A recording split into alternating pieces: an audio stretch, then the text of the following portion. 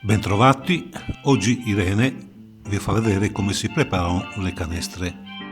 Gli ingredienti sono mezzo chilo di farina 0 o 00, 90 grammi di strutto, 2 uova intere, 50 grammi di latte per sciogliere il lievito, 140 grammi di zucchero, circa 50 grammi di acqua tiepida, 25 grammi di lievito di birra, circa 5 grammi di semidanice o comunque a piacere, un pizzichino di sale fino. Procedimento: ora Irene scioglie il lievito di birra nel latte intiepidito, dopodiché si lascia raffreddare. In un'altra ciotola si frullano le uova con lo zucchero, sino a che le uova diventano spumose.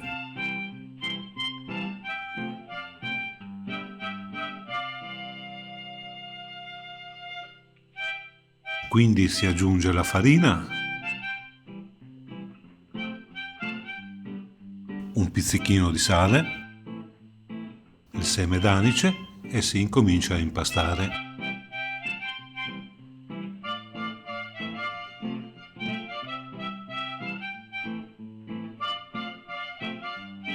Ora aggiunge lo strutto e cerca di amalgamarlo.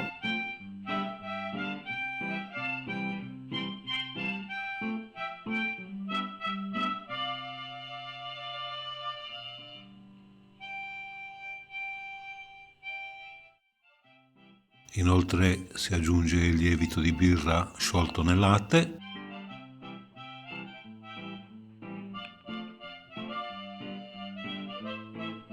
Ora un po' alla volta si aggiunge l'acqua e ci si regola sulla quantità in base alla omogeneità che noi cerchiamo per la buona riuscita dell'impasto.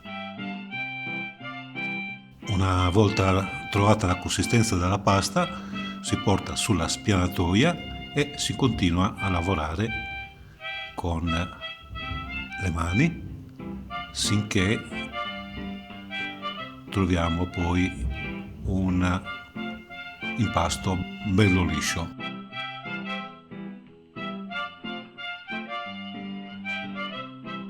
Ora si mette in una ciotola a lievitare, si copre e si tiene per circa un'ora ben coperto.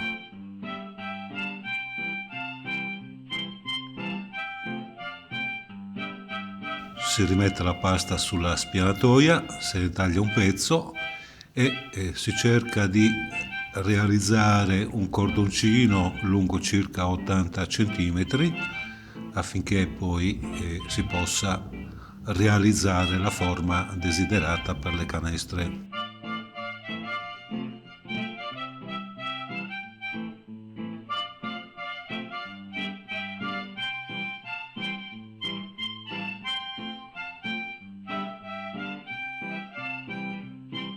Una volta ottenuto il cordoncino si realizzano le forme, quelle delle canestre tipiche della Gallura.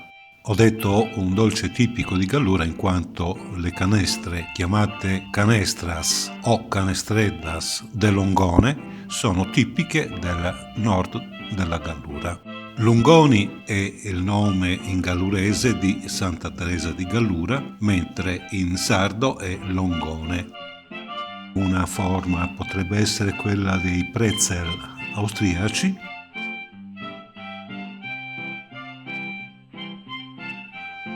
Una volta ottenute le forme desiderate, si coprono le canestre e si lasciano riposare per circa 30-60 minuti.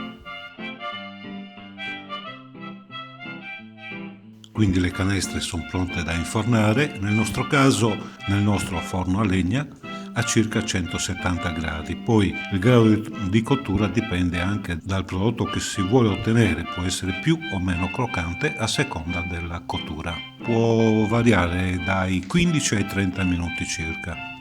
Le canestre si possono lucidare con una spennellata di uovo misto ad acqua. In questo caso le canestre assumono un retrogusto di uovo. Non a tutti piace, quindi questa è un'opzione che andrebbe scartata da chi non desidera sentire questo retrogusto. Un altro metodo di lucidatura è quello di sfornare le canestre già cotte, immergerle nell'acqua bollente, dopodiché lasciarle asciugare in una gratella. Però il risultato non cambia in quanto non c'è differenza tra quelle lucidate e quelle non lucidate.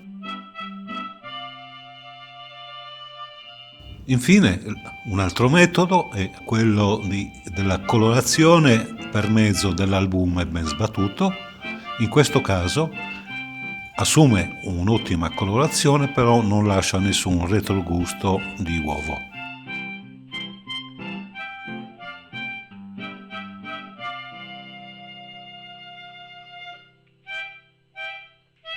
Ora spezziamo una canestra e la nostra è croccante fuori e morbida dentro. Irene E Paolo vi vi saluta. salutano. Arrivederci al prossimo video. Grazie, ciao ciao!